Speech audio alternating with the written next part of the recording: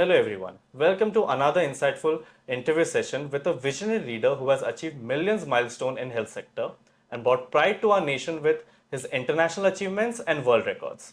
Dr. Arvinder Singh. Hello sir. Hi. How would you like to address our audience since काफी time से हम लोग का interaction हुआ नहीं है. हाँ, काफ़ी समय हो गया। उदयपुर ब्लॉक को बड़ा मिस कर रहे थे काफ़ी समय से।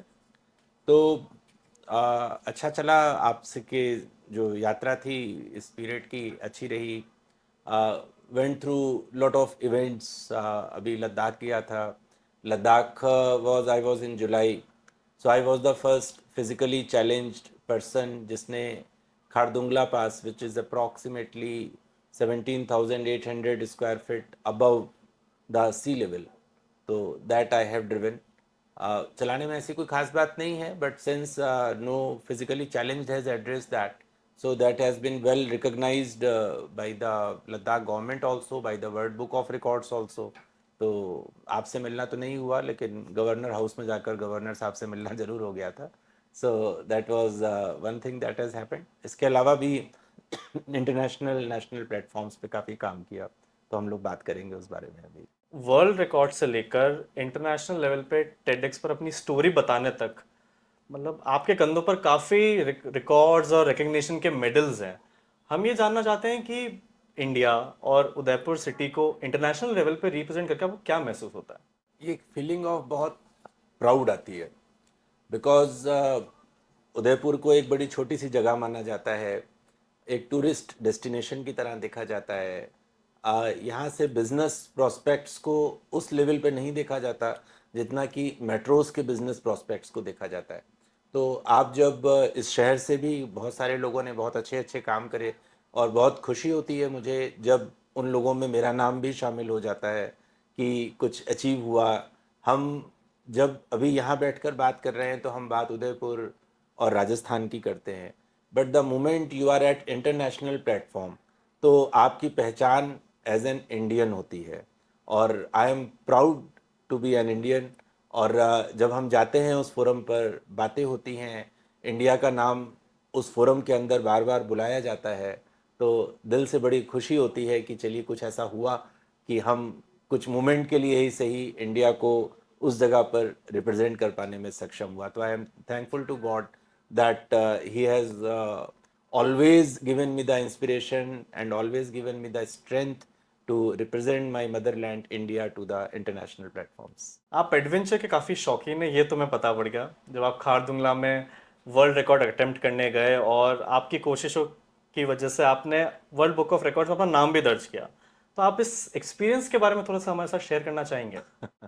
हाँ, इसके पहले भी मेरे नाम एक वर्ल्ड बुक ऑफ रिकॉर्ड में था, that is about academic excellence. तो 123 डिग्रीज डिप्लोमा सर्टिफिकेट पर मेरे को वर्ल्ड बुक ऑफ रिकॉर्ड ने लास्ट ईयर सर्टिफाई किया था। तो मैंने कहा एक वो नोशन है कि जो बच्चे पढ़ते ज़्यादा है ना, तो वो एडवेंचर में कम जाते हैं। तो मैंने कहा एक एकेडमिक एक्सीलेंस का रिकॉर्ड है, तो एक इसको भी करके देखते हैं। इसके पहले मैंने मालदीव्स गया था, तो मालदीव्स में स्कूबा डाइविंग करी थी मैंने।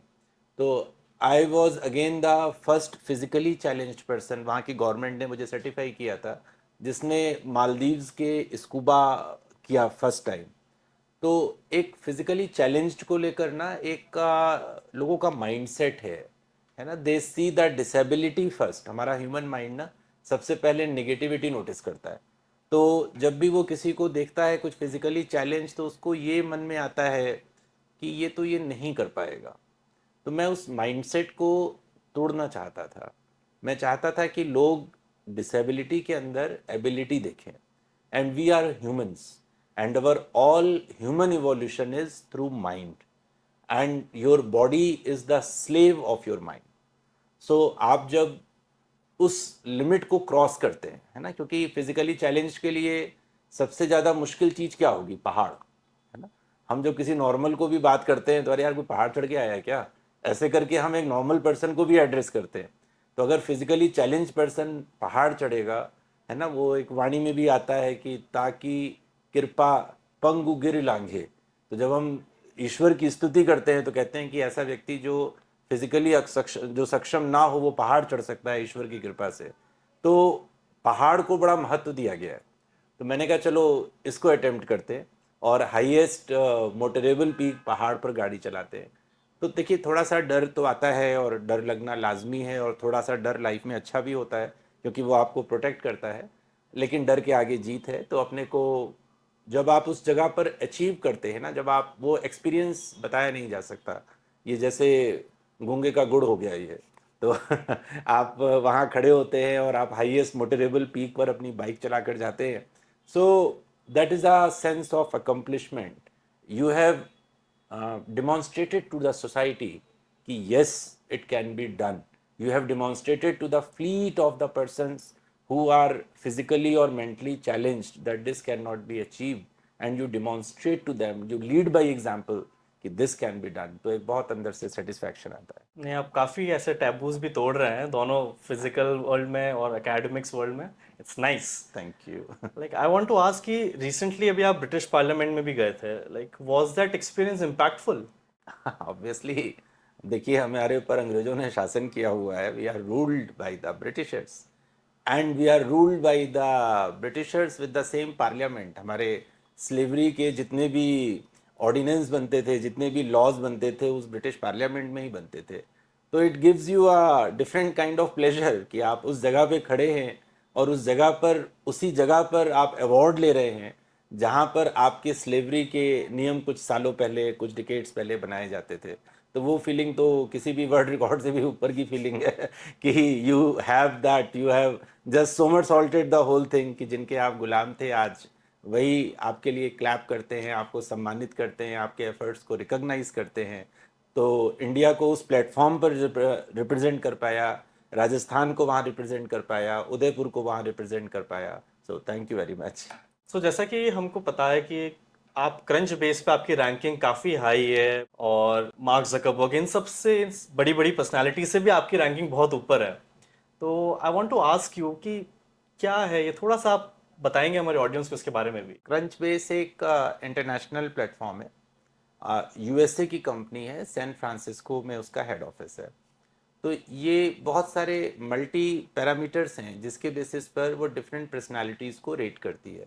तो इसके अप्रॉक्सीमेटली 8 करोड़ यूज़र्स हैं जिन्होंने इस पर रजिस्ट्रेशन लिया है। So they rank you on the your business profile, they rank you on the basis of your online reputation, on the basis of your online presence, on the basis of your what people are talking about you, what you have performed recently। तो इसके basis पर एक dynamic ranking का platform है। तो मैंने उसको जब रजिस्टर किया था अप्रॉक्सीमेटली 1.5 years बैक, तो मेरी रैंकिंग कुछ 1,55,000 थी। उस समय तक मेरा वर्ल्ड रिकॉर्ड आ चुका था, तो तब भी खुश था। मैंने कहा अच्छा 8 करोड़ लोगों में 1,55,000 पे तो पहुंचे, तो टॉप 1% में तो है। फिर अभी जैसे ही मैंने सेकंड वर्ल्ड रिकॉर्ड बनाया, तो जैसे ही उसके बारे में बात शुरू हुई, तो that ranking improve drastically from 1.5 lakhs to 1,455। तो और खुशी हो गई कि अच्छा अब तो 1455 में आ गए। फिर उसको ऑब्वियसली गूगल वेरिफिकेशन हुआ मेरा। गूगल ने बड़े सारे मेरे लिंक्स पब्लिश करा, उनको वेरीफाई करा, बहुत सारे मीडिया हाउसेस ने मुझे कवर किया। तो वो शायद रेपुटेशन उस हिसाब से क्रंच बेस उसको लेता गया। उनके अपने खुद के पैरामीटर्स हैं, तो उनकी एल्गोरिदम तो मुझे भी पूरी ठीक से नहीं पता है। एक दिन ऐसे ही जब उसको मैं सर्व कर रहा था, तो it was under 100। Oh I was surprise. अच्छा मैंने कहा टॉप 100। फिर देखा तो मार्क जुकरबर्ग और डिकैप्रियो वर रैंकिंग थोड़ा सा behind. So it was something again I felt कि अच्छा ये भी हो सकता था क्या, उदयपुर में बैठकर वहां तक भी पहुंचा जा सकता था। फिर मैंने कहा देखो ये प्लेटफॉर्म कैसा है, तो उसमें देखा तो एलन मस्क उस पर लिस्टेड है, उनकी 12th रैंक है अभी। और जिन्होंने अभी ओपन चैट जीपी ये open AI chat chat GPT. GPT बनाया है, तो सैम सेल्टमैन उसमें नंबर 1 पे रैंक करते हैं। तो I was again very dilated कि अच्छा उस प्लेटफॉर्म के अंदर आपकी लिस्टिंग हो गई। और विद गॉड्स ग्रेस अभी इस समय, अभी जब मैं आपसे बात कर रहा हूँ, तो टॉप 20 इन्फ्लुएंसर्स में नाम है मेरा, और मेरी 18th रैंक चल रही है उसमें। That's so nice. So we also learned that you are right now like making a knowledge about business strategy for health professionals, right? So can you shed some light on it? Doctors जो है बहुत अच्छी पढ़ाई करते हैं, है ना। खूब मोटी मोटी बुक्स आपने मेडिकल प्रोफेशन की देख रखी होगी, और एक जनरल नोशन भी है कि डॉक्टर्स के पास पढ़ाई का बहुत लोड होता है, और वो नोशन इज़ राइट ऑल्सो।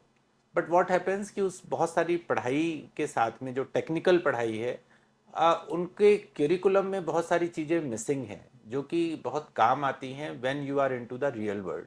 अभी आप देखिए तो करीब 1.25 lakh 1.25 lakhs MBBS doctor produce हो रहे हैं, करीब 75,000 आयुष एंड BDS प्रोड्यूस हो रहे हैं। तो कॉम्पिटिटिव लैंडस्केप है वो।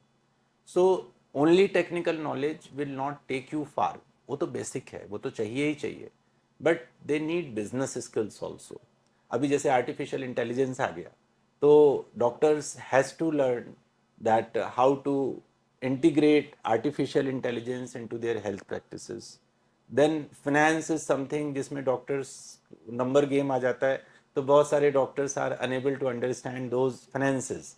लेकिन believe me dear doctors, believe me dear health care professionals, 2% का रिटर्न भी अगर आप अपने फाइनेंशियल पोर्टफोलियो से बना सकते हैं ना, तो वो 20 ईयर्स में करोड्स का डिफरेंस क्रिएट करता है। तो वो स्किल्स हम डॉक्टर्स को नहीं सिखाई जाती, हमको मेडिकल लॉ नहीं पढ़ाया जाता, हमको नेगोशिएशन एंड कम्युनिकेशंस के लिए इफेक्टिव ट्रेनिंग्स अलग से नहीं दी जाती। तो उस गैप को हम फिल करना चाह रहे थे, और उसके लिए मैंने एक international medical board for business skills, since इसका नाम मेडिकल बोर्ड है, तो ये हेल्थ केयर प्रोफेशनल्स की नीड के लिए टारगेटेड है। तो उसको अभी हमने लंदन में बनाया है, काफ़ी सारे लोग उसके साथ में एसोसिएटेड हैं, और हम हेल्थ केयर प्रोफेशनल्स को, डॉक्टर्स को और पैरामेडिक्स को और अदर हेल्थ केयर प्रोफेशनल्स जो वेंडर्स हैं हेल्थ केयर्स के साथ में, उनको हम बिजनेस स्किल्स की ट्रेनिंग देंगे। Thank you so much for sharing such an amazing knowledge with us, sir. Stay tuned for much insightful videos and do not forget to follow Udaipur blog.